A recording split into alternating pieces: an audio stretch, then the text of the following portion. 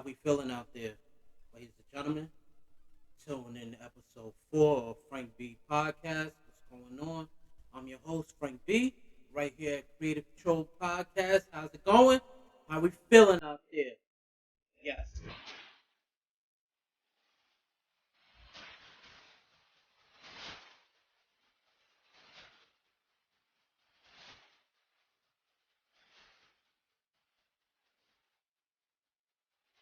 Yes, we are at episode number 4.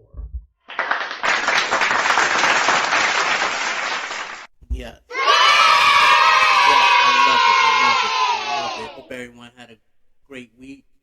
I love all the feedback we've been getting from the text messages, the calls. So I was like, you know what, this week, still, like I said, on a new turn, still trying to try out new things and figuring out this whole podcast thing. So I was like, you know what I haven't done? Like, I keep talking about, like, my writing and everything like that, but not many people are familiar with my music, So I figured, shout out to me. So I just play a little bit of the cuts that I like. And let's take it back to, I wrote this when I was like 17, 18. Funny thing about this song that I'm about to play is, like I said, I wrote it when I was like 17, 18 years old. I didn't have no beat. All I had was the words at the time before I made the beat, which is crazy because a lot of times you'll hear rappers say that they got with the producer with the idea. They told the producer how they wanted to beat the sound or whatnot.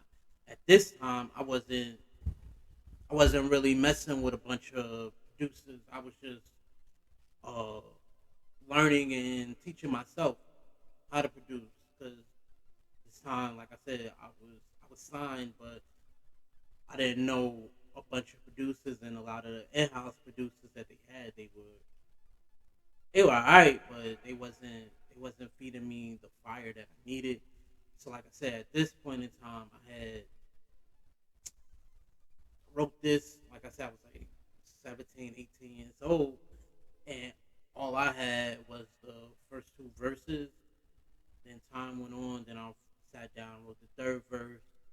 Then more time went on, and then I was like, yo, let me record this. Then I got my homeboy to come through, and he sung the hook, and this is what we came up with. I wrote and I produced this beat. I wrote the hook. I wrote everything. I did the arrangement of the beat, all that. Shout out to my boy Joe. Some y'all might know him as Joey. The only time you hear me give me shout out. It's the only time because a lot of times in my stories and stuff I change. But I gotta give a shout out to my God who came through and They barely getting by, feeling sick, thoughts come and go real quick. Like damn, is this life that I'm living, or is this some sick game God is playing? For that line I'm forgiven. People around here clipping, double gripping, saying the wrong word and then start letting them things start spitting. Everybody walking around asking all type of questions, gloves on so there's no fingerprints or nothing. People, this is what happens when you're down. But when things pick up, kids run up, asking for your autograph. Kick back and laugh, they wanna see you win. Hear how that song that you wrote with your favorite pen. Whether it be on Hot 97 or some other real famous radio station. But if it doesn't make the radar, they hate on you far. He's not hot, he doesn't have anything special. He can't freestyle, but once he drops something that's so amazing that leaves everybody up there craving, they'll be still waiting, trying to get on. Nigga, you the reason why I got on, cause back in the day they used to call me handle with caution, but today they just calling me Frank. Alright, I'm gonna let it ride into the bridge, ride into the hook. Then once the hook in, we're gonna get into our podcast. Like this. Sing to him, Joe. Sing.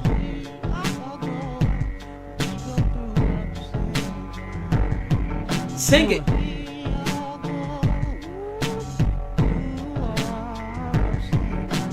Cheer.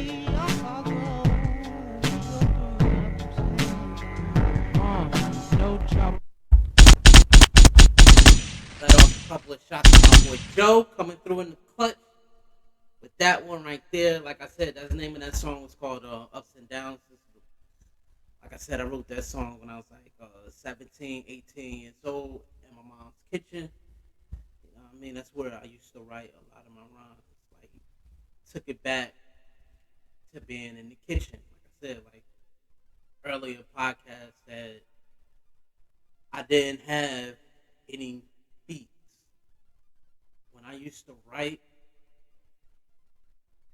to jazz beats.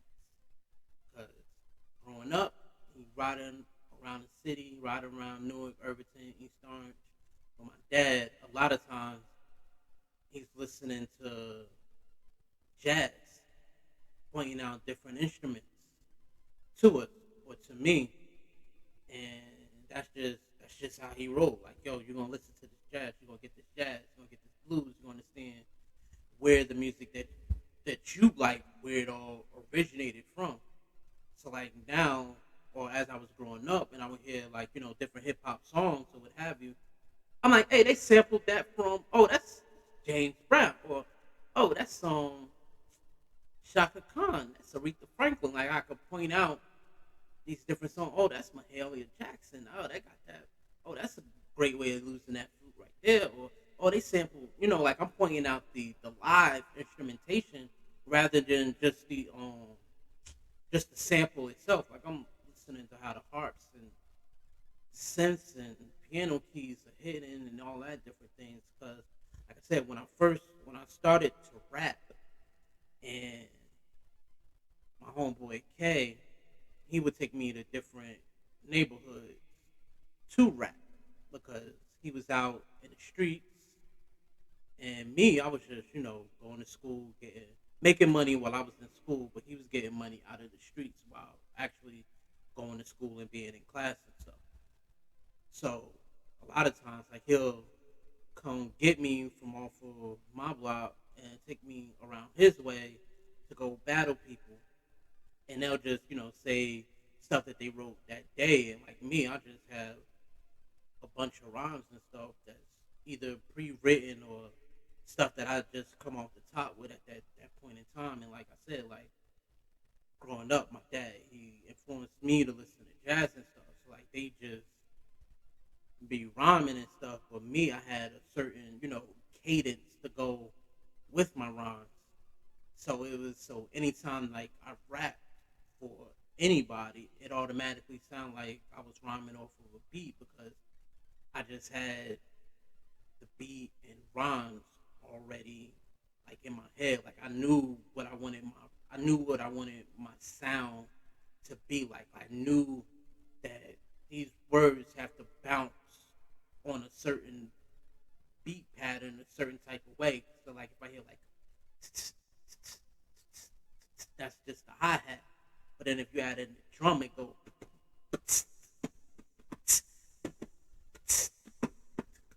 Then you add on that bass that's gonna come through. Boom. That's just gonna get that hum, and then you hear that.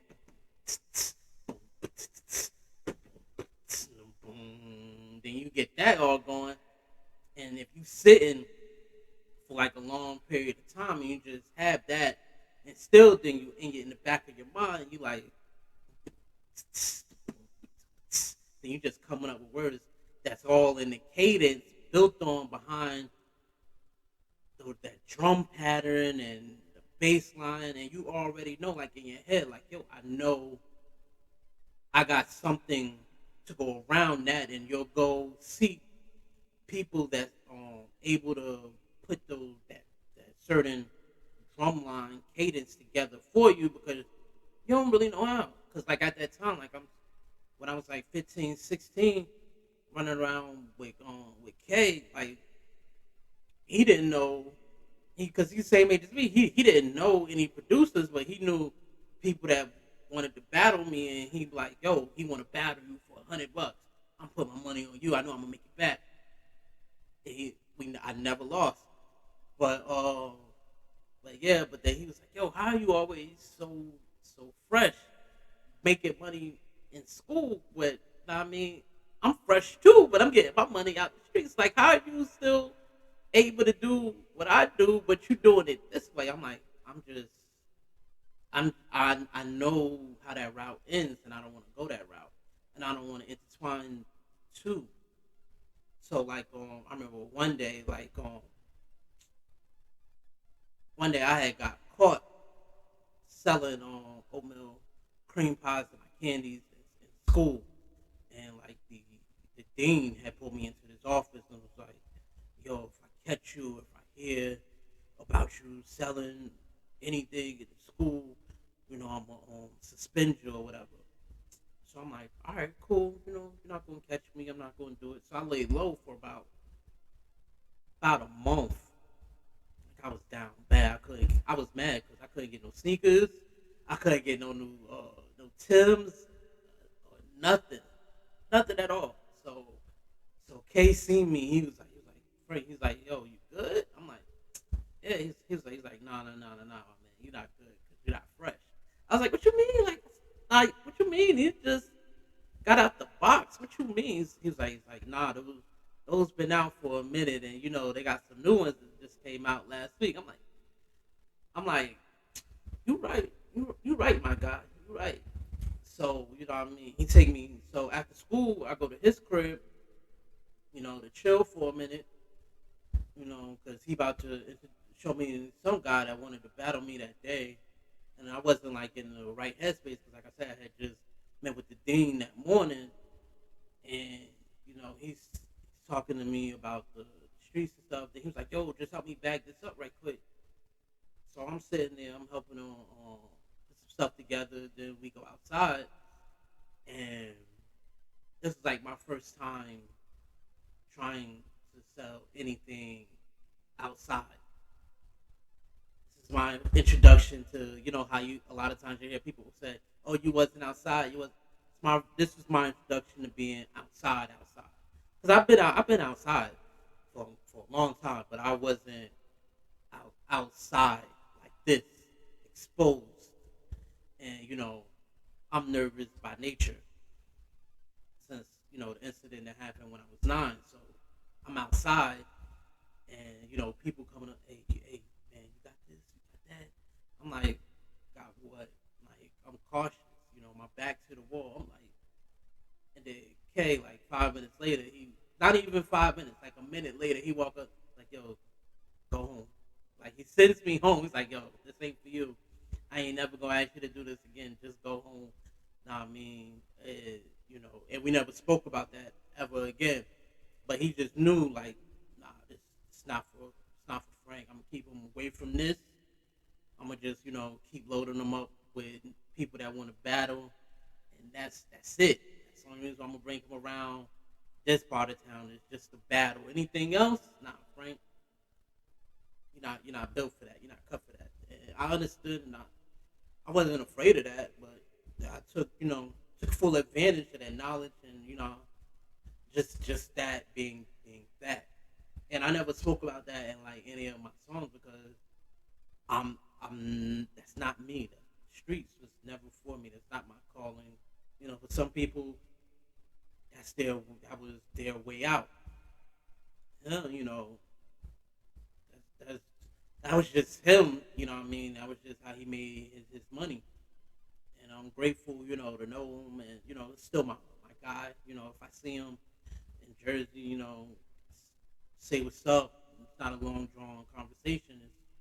It's what's up. How you doing? All right, I'm out. It's nothing long drawn. He know what it is, and he's still my guy. And but back to the music. Like I said, I wrote that when I was like 15, 16. A lot of times when you're writing, I call that digging in, being introspective. Like I like writing from my perspective, but getting deep down in my thoughts. Some people may call it emo raps, people call it feelings, but sometimes you got to dig deep in order to come out with your true self. And so a lot of times, like when I write, I try to dig down as deep as I can to try to come up with like the dopest or uh, the best song for that time period or for that moment. so that way any and everyone be able to feel it and they be like, yo, he's really rapping, or yo, I felt that, or yo, that was a dope line. How you came up with that line, or stuff like that. That's what I like to think about, like when I rap. It's not just the basic rhyme schemes, but I try to think of interconnections, like streets, or try to think of not just address, but a certain time frame to be able to not just hold it, but to be able to fully grant people access to that song. So like if it was something that held, like we used to go skating every Friday night, either Branch Brook or Skate 22, by just making reference to that in a song, people that was there, they'd be like, oh yeah, I do remember seeing him there. Yeah, I do remember, because like I said, I used to battle everywhere. Like there wasn't a place where I didn't battle. I battled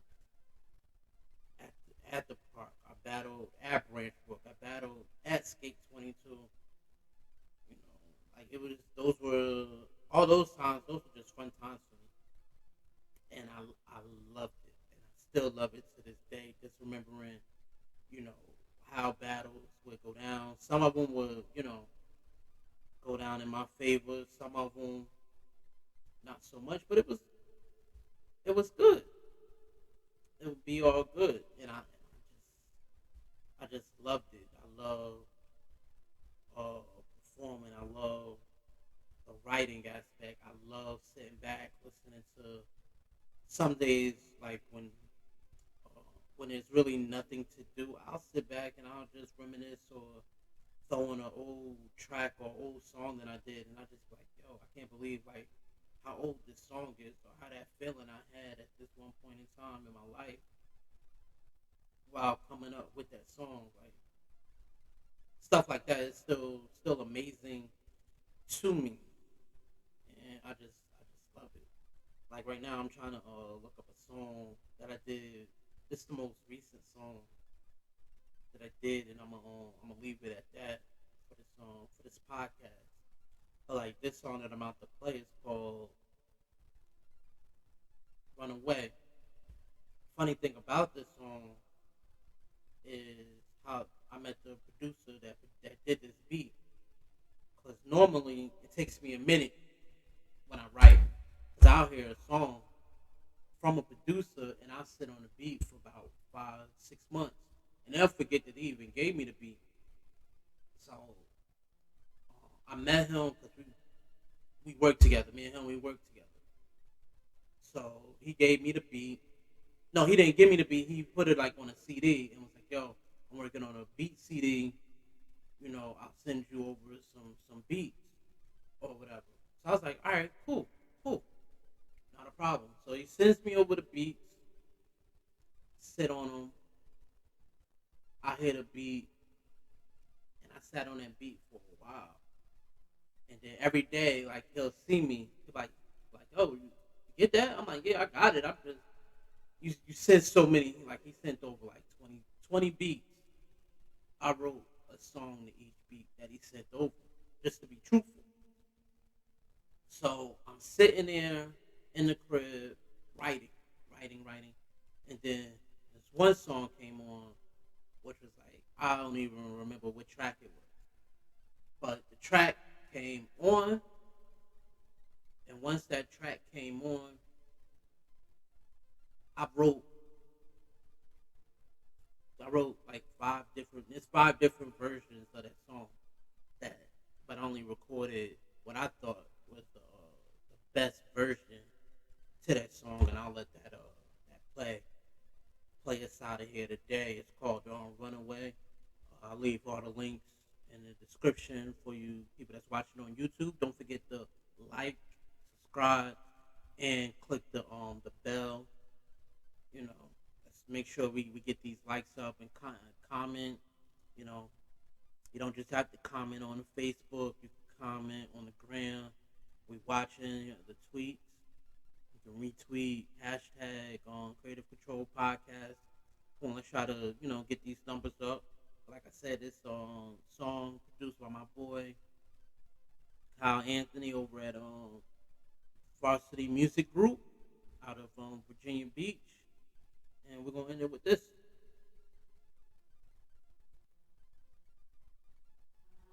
Kyle Anthony.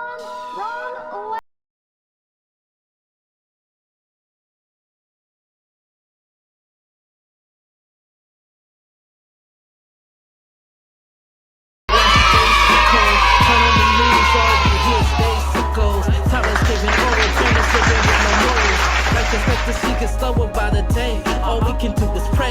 My reflection isn't just a key, it's a state I'm constantly visiting. Doors constantly unlocked with those sculptures, nice paintings with high ceilings. Pardon me for being too revealing, it's just the way I'm living. Over grieving back to life and never settling in my own reality. Used to be stuck between a rock and a hard place. My mind travels at a light speed, travels at a pace with a track breeze, with a snare snaps and a piano bleeds in a circle motion like a Christmas wreath. The more I try to lead the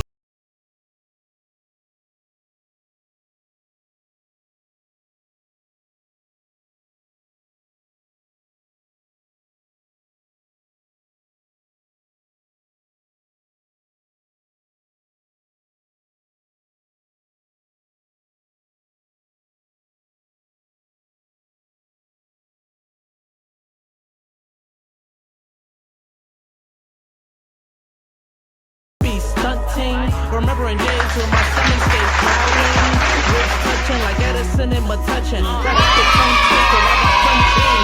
Used to shop for a label with an A&R with a good air. Instead I got an Ethernet core and release music like here, Lil Nicholas. Come in here, you gon' learn It's something. the verse right here. You know that it was written that without a reasonable doubt that there is life after death. Just gotta escape the padded room and you'll be able to make it triumphant with your Wu-Tang Clan. There's a format that will make you wanna kiss the gang goodbye, but still you gotta stay because your flesh of your flesh and your blood of your blood. Every cut that you got is done out of love. Don't believe me? Ask Machiavelli. I'm out.